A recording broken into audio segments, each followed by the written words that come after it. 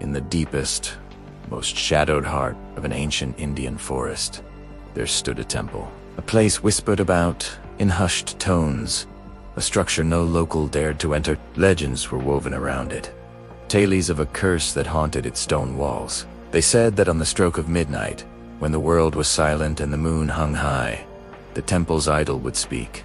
It would whisper secrets, not to just anyone, but only to those who dared to listen, those brave enough or foolish enough to seek its voice. One moonless night, a figure emerged from the dense foliage. It was a wandering priest, his saffron robes a stark contrast against the gloom. His name was Dev. He was a man of faith, but also a man of questions. The stories of the whispering idol and its curse had reached him in a distant village, carried on the wind like a haunting melody. Unlike others who shuddered at the thought, Dev was drawn to it. He wasn't seeking riches or power. He was seeking truth. With a steady breath, he pushed past the creaking, vine-covered gates and stepped into the forbidden courtyard. The air inside was heavy, thick with the scent of forgotten incense and centuries of silence. As his eyes adjusted to the dim light filtering through the cracked roof, he saw it. There, on a grand pedestal, was the idol. A magnificent golden statue of a four-armed goddess. Time had not been kind to her. A fine network of cracks spread across her divine form, yet a faint, ethereal glow pulsed from within, as if a heart still beat inside the metal. Her four eyes were not gold, but deep, red rubies that seemed to absorb the darkness, holding it within their fiery depths. The walls surrounding her were a canvas of ancient carvings, intricate scenes telling stories of a bygone era. They spoke of glory, of devotion, but also of a profound betrayal. She was, the carvings declared, the goddess of truth itself, a deity silenced by the very followers who once worshipped her, their greed poisoning their faith centuries ago. The legend said her ruby eyes never closed, that they still saw everything, every lie, every hidden sin, every truth buried under the weight of time. Dev stood mesmerized, tracing the stories on the walls with his gaze. He felt a strange connection to this place, a sense of an old, forgotten memory stirring within him. He lit a small oil lamp, its gentle flame pushing back the shadows, making the ruby eyes of the goddess glitter with an almost lifelike intelligence. He began to chant a soft prayer, his voice the first to grace the temple's sanctum in generations. Suddenly, without a breath of wind, the lamp he had just lit flickered violently and died. The comfortable warmth vanished, replaced by a sudden, bone-deep chill that swept through the chamber. The darkness became absolute, a suffocating blanket.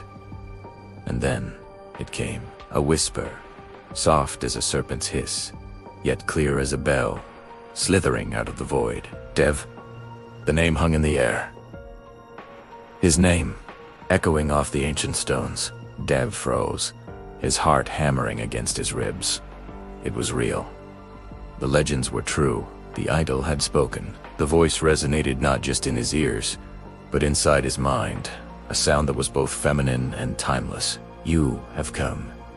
His name, spoken by the stone lips of a goddess, echoed through the vast, empty temple, each repetition peeling back a layer of his composure. He wanted to run, to flee back into the familiar world outside, but his feet were rooted to the spot, held captive by a power far older than his fear. The goddess spoke again, but this time there were no words. The whispers transformed into a torrent of visions that flooded Dev's mind, vivid and terrifyingly real. He saw flashes of the temple in its prime, shimmering with gold and jewels. He saw opulent priests, their faces contorted with greed, secretly prying gold from the temple walls, stealing the offerings meant for the goddess. He saw the idol itself, not as cracked stone, but as pure, radiant gold, and then he saw it weep. Tears of blood streamed from the ruby eyes as her own guardians betrayed her. And in the midst of this chaos, among the guilty faces, he saw one that was sickeningly familiar. It was his own. You, Dev, the voice confirmed, its tone laced with an ancient sorrow and a chilling judgment. You are the blood of those who betrayed me. The visions faded, leaving Dev on his knees, the cold stone floor biting into his skin. The weight of a guilt he never knew he carried crushed him. Tears streamed down his face, not of fear, but of a profound, soul-shattering shame. He looked up at the idol, and in the faint, pulsating glow from its cracked form, he saw his own reflection. But it wasn't his current self. He saw a man from another lifetime, a corrupt priest, his eyes wide with fear and greed, a face begging for a mercy it did not deserve. The truth was laid bare, a truth his soul had carried across lifetimes. He understood now. This was not a curse, it was a reckoning. He closed his eyes and began to pray. He didn't ask for his life. Ora for escape, he prayed for forgiveness, his voice cracking with the agony of a penitent soul finally confessing its sins. As his prayer reached its peak, a single, miraculous flame reignited on the extinguished lamp. But this time it burned with an impossible brightness, casting a warm, golden light across the entire chamber. The goddess's voice, when it came again, had lost its sharp edge of judgment. It was softer, filled with a serene, ancient wisdom. Truth once spoken, she whispered, shall never be silenced again. The light grew, filling every crack in the idol, sealing them until she looked whole, new, and radiant. As the first rays of dawn pierced the forest canopy, the villagers awoke to a sight that made them gasp. The forbidden temple, once a place of shadow and fear, was now glowing with an intense golden light, a beacon of purity in the heart of the woods.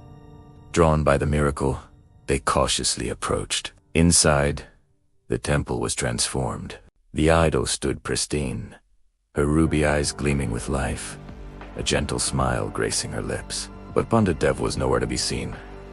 He had vanished. All that remained of his visit was a single, freshly carved line on the temple wall, etched as if by a divine hand. It read, "Truth is the only offering the gods accept."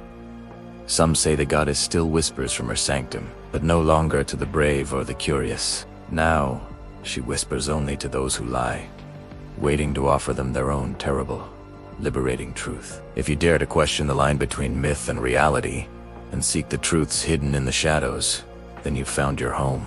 Thank you for joining us on this journey. Don't forget to like this video, share it with fellow seekers of mystery, and subscribe to DKR Mystica for more stories where truth meets the unknown. We'll see you in the next one.